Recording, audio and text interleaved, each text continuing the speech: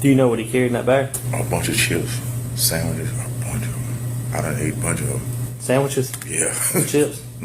Chips, soda. No one had any way to know this would be Alston Modlin's last trip out of the A.O. Smith water heater plant in McBee. He clocked out at 11:05 p.m. and left the parking lot in his white truck at exactly 11:09. 2 minutes later, a camera at a gas station down the road caught Modlin's truck as he dodged the red light in McBee and headed south on Highway 151. I turn on to 151, and as I'm passing Dollar General and topping this hill, I see him come. I still can't make out where he come from, whether it was Highway 1 or the store parking lot. And he gunned it. And just like that car passing there, we met about right here. Jarrell Wright was working an overtime shift, working on what would have been his 46th ticket of the day. He made a U-turn and took off after Modlin. 52 and a 25. And you see the 35 right there. So he was still in the 25. So by this time, I had my lights on him. I was speeding up behind him, and I saw him turn the signal on. So I went ahead and hit my brakes, and we turned here on 11th Street. And that's where I was expecting him to pull over right here where the buses are, and he didn't. So that kind of raised the red flag. And as I'm pulling up, I reach over with my offhand, undo the seat belt, and same motion, the gear stick is up here. I threw it in park. Before I could reach down, first string of bullets come flying through the windshield.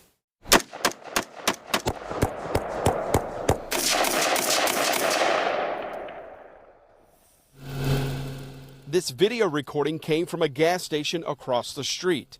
It's the only video of the shooting that exists. I didn't have time to do anything but duck for cover. And had I not taken my seatbelt off, I wouldn't have been able to avoid anything, because the way that I was down in the floorboard, kind of underneath the steering wheel, protected me a lot, because if my seatbelt was on and this wouldn't have done anything.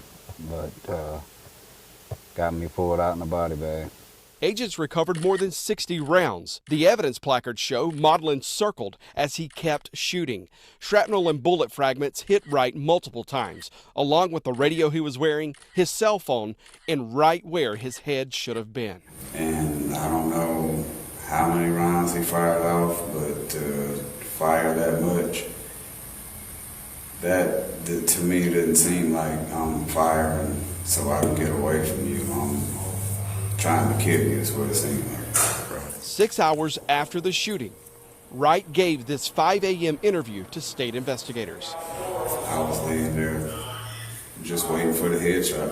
I just knew that I was leaving this earth tonight. That's how I was feeling. And like he just got close up on me, and I believe had my windows, and I just got them tinted yesterday, I believe, maybe the day before. If they were not dark, he probably would have been able to aim right at my head, and that's what I was waiting for. The town put Wright on patrol in a brand new patrol car that did not have a camera installed, and his body camera was not connected to his blue lights yet. The store video shows Modlin drive away and head south out of town. Law enforcement found Modlin 10 hours later, 14 miles away in Lee County. A sheriff's deputy and a wildlife officer got into a shootout with a wanted attempted cop killer. The shootout took out a deputy's SUV with the deputy's police dog inside. Investigators found 27-year-old Alston Modlin's body in a nearby cornfield. The autopsy showed he took his own life with a single gunshot to the head. Spell your full name for me. Tracy Jackson. Agents went to work to figure out what caused Alston Modlin to snap. They interviewed his boss, one of the last people to see him alive, and someone who knew him well.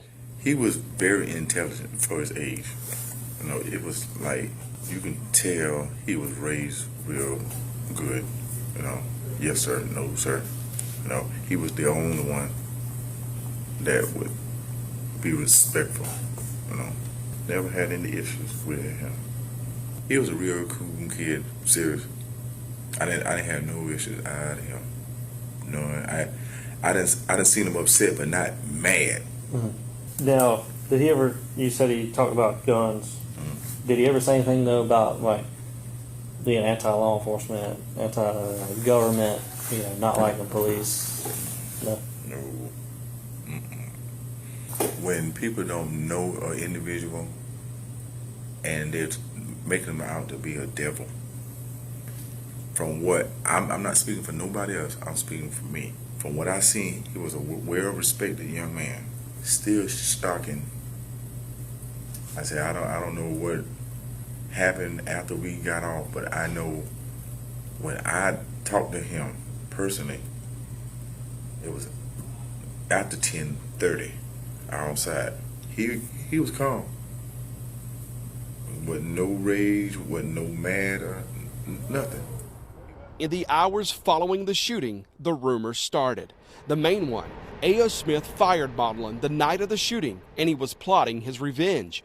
The other, McBee police had stopped Modlin multiple times, and he apparently had enough. But the SLED report shows McBee police had no record of ever stopping Alston Modlin. His bosses cleared up the other. Now, question and rumor we've heard: was he fired? No, absolutely not. And that's the first thing when people hear, like, oh, he was leaving work and this happened. Oh, he must have got fired. Yeah, I know the rumor's out there. Well, I mean, I heard the rumor over the weekend in Hartsville that we had fired him and he was on his way back up here to shoot the place up. I said, I can't tell you what his mentality was, after that night. I know of no reason he would have ill will towards anyone here, though. He'd never been written up, to my knowledge. Like I said, the guy was here every day. He was here early every day. SLED had an interview scheduled with Modlin's mother, but the SLED file shows she never showed up. Agents continue working to find the why in this investigation. Modlin did not have a criminal record and had only 2 speeding tickets, one from a decade earlier, the other in 2022. Agents did find a 2011 mental health case ordering Modlin to mental health examinations when he was around 13 years old. A doctor noted Modlin states he will shoot other students than himself, according to the SLED report. He was then committed for treatment. The file shows nothing else in the 13 years that followed. So it goes in depth from the time he left work till the time I encountered him was just a matter of minutes. We gave Jarrell Wright a copy of SLED's investigative report in this interview.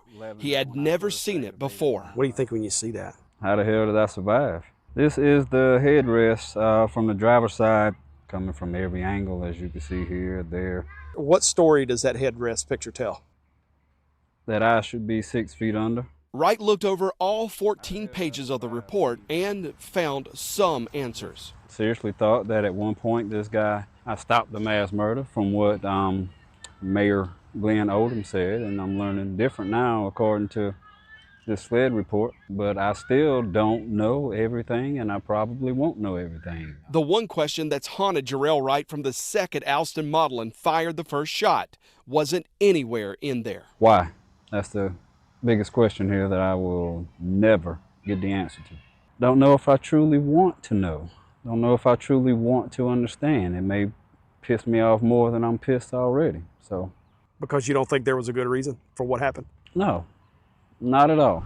Although the Alston Modlin shooting case is closed, SLED's criminal investigation into McBee's police department and town hall following that shooting is far from over.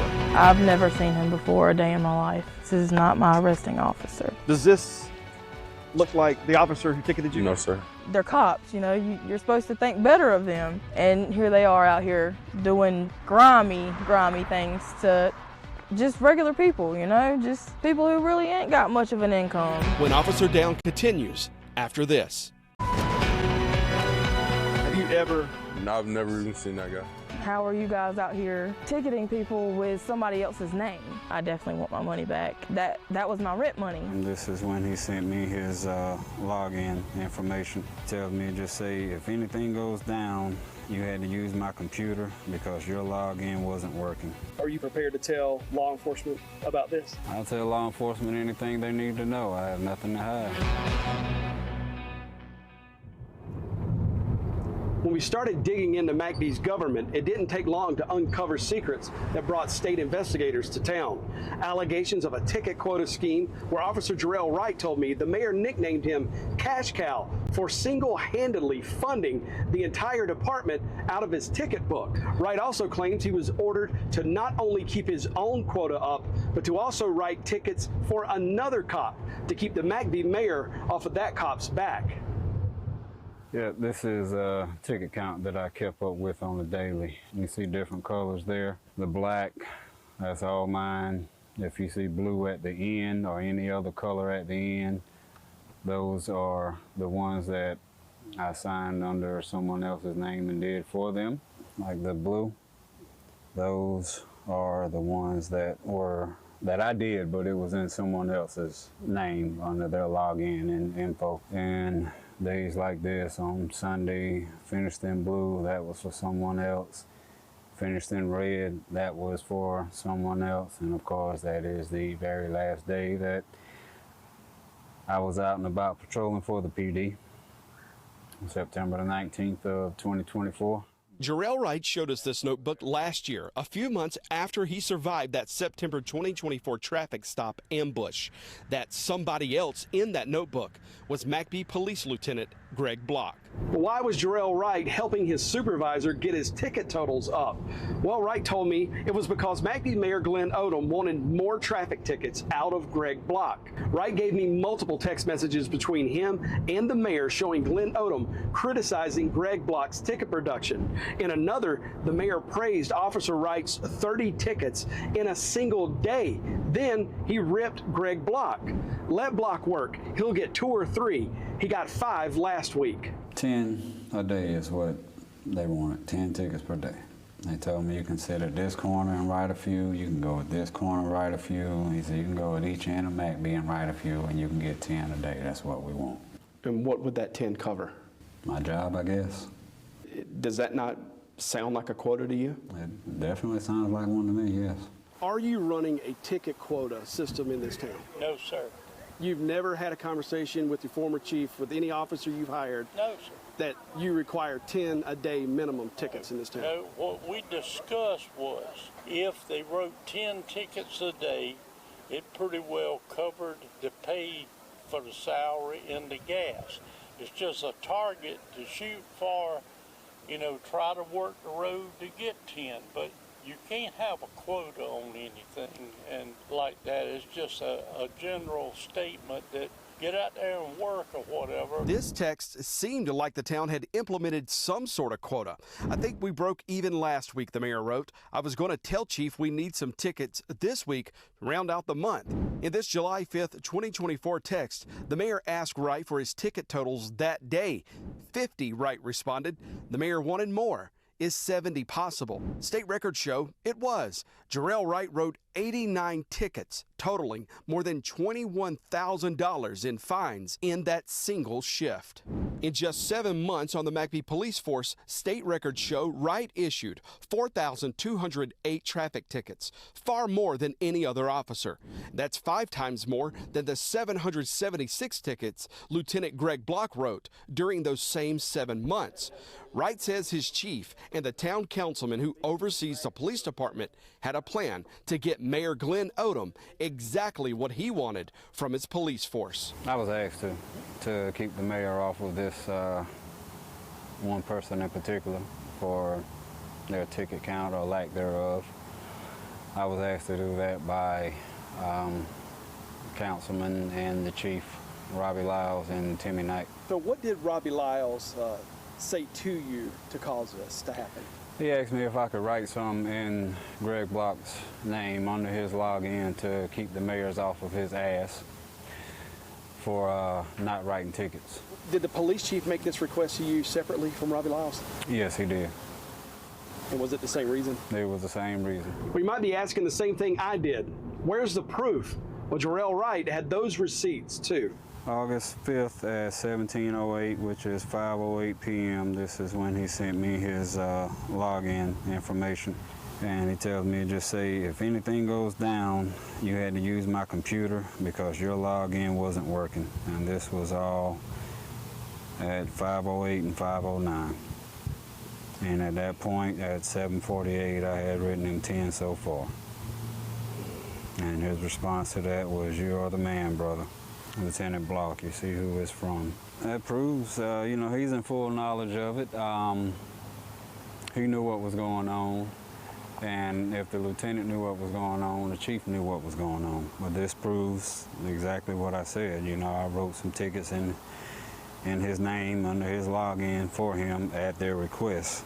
This seems like a risky endeavor. It's really not hard to tell Jarrell Wright from Greg Block, especially when they'd have to show up in court to hand the judge a ticket with the other cop's name on it, then testify under oath about what they saw. But Wright says that didn't worry anyone involved in this. That was one time when I was called out, and I believe I worked from 4 p.m. to 8 p.m. and just in that amount of time I logged in under Lieutenant Block, and I wrote 15 tickets in that time for him. To test that allegation, I asked the DMV for data on every McBee Police Department traffic ticket. The DMV gave us this spreadsheet. I looked at August 5th, the day Greg Block texted Jarrell Wright his login and password. The spreadsheet shows those 15 tickets Wright says he wrote using Lieutenant Greg Block's login credentials. They're right there in the ticket data. The fine is $440 for this one, $180.63 for this one, $232.50 for that one, and then another $232.50. Natalie Deese was one of the first people Jarrell Wright ticketed acting as Officer Block. How did this stop happen? I was coming through McBee, right there at the red light where the double refuels are. The light was yellow when I went up under it.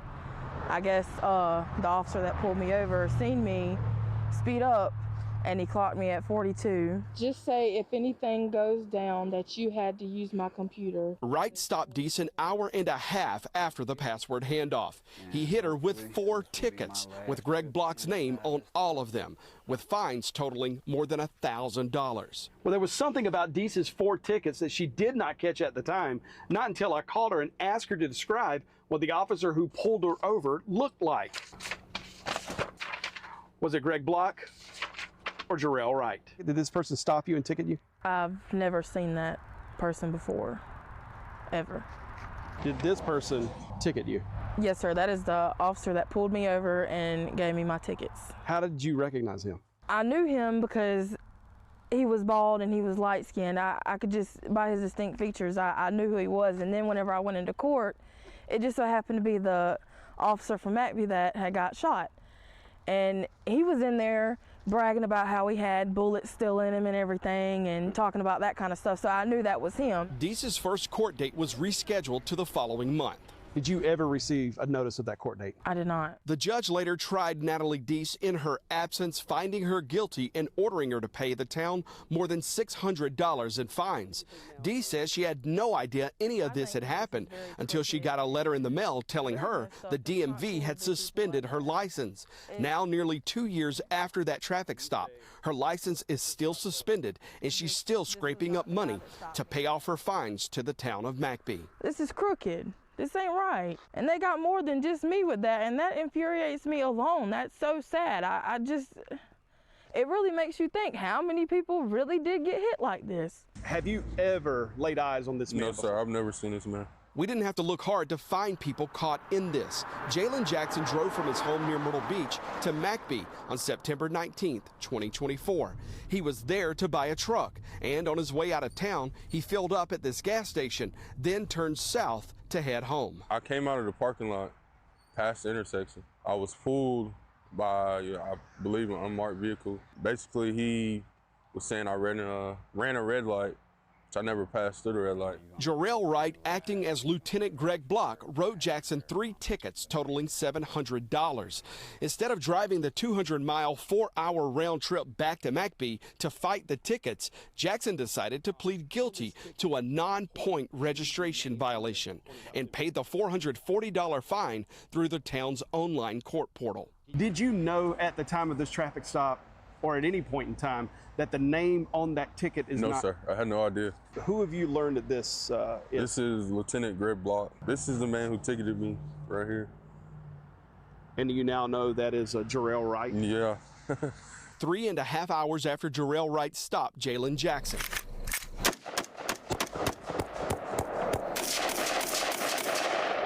He was ambushed in that traffic stop with Alston Modlin while working overtime, writing tickets in Greg Block's name. If you had it to do over, do you think you would have made a different decision and flipped tickets on behalf of another officer? I probably would have questioned it a little more. I will not sit here and say that I would not have done it, but I probably would have questioned a little more. I had to take it out of my rent money that month, actually. I definitely did. People like Natalie Deese and Jalen Jackson paid the price for this. If the South Carolina Law Enforcement Division, if they were to contact you, would you talk to them? Yeah, I would. I mean, somehow, some way to kind of sort this out, because I mean, I could use that right now, you know, because I'm still trying to piece things together. Are you prepared to tell law enforcement about this? I'll tell law enforcement anything they need to know. I have nothing to hide. We offered the people named in this report a chance to have their say, but no one with the town of McBee responded. Jarrell Wright handed his cell phone over to SLED, including all of those text messages with the mayor.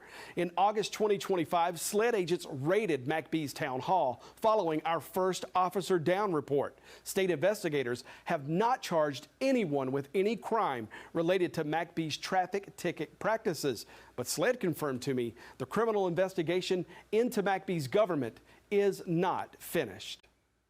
Queen City News Plus. Just search Queen City News on your smart TV's app store.